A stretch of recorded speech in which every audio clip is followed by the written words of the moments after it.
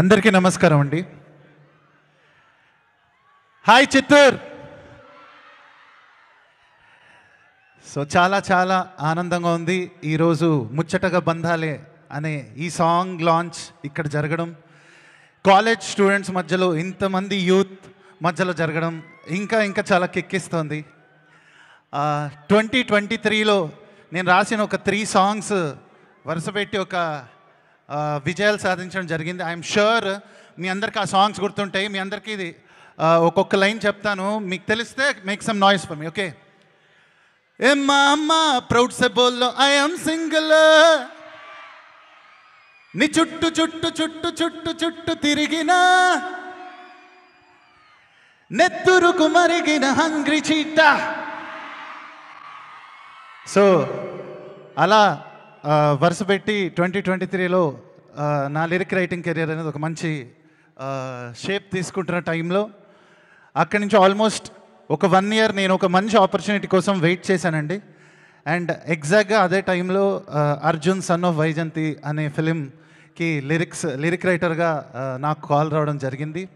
And first song exactly నేను ఈ ఫిలింకి రాసింది లాస్ట్ ఇయర్ నవంబర్లో, ముచ్చటగా బంధాలే అనే సాంగ్. ఎగ్జాక్ట్గా మా అమ్మగారి బర్త్డే అయిన నవంబర్ 11th రోజు స్టార్ట్ చేసి రాశానండి నేను. అండ్ ఎవర్ సిన్స్ ఈ ఫిలిం అనేది నాకు ఒక ఎమోషన్ అయిపోయింది. అండ్ మనస్ఫూర్తిగా ఈ వేదిక ద్వారా మొట్టమొదటిగా నా హృదయపూర్వక కృతజ్ఞతలు తెలుపుకోవాల్సిన వ్యక్తి మా హీరో కళ్యాణ్ రామ్ గారు. ఎందుకంటే నాకన్నా ఎక్కువ ఆయన నమ్మారు. ఈ ఫిలిం నాకు ఎప్పటికీ స్పెషల్, ఎందుకంటే నేను ఎన్నో సాంగ్స్ రాసిన ఈ ఫిలింకి నేను సింగిల్ కార్డ్, అంటే ఈ ఫిలింకి సంబంధించిన అన్ని సాంగ్స్ నేను రాయడం జరిగింది.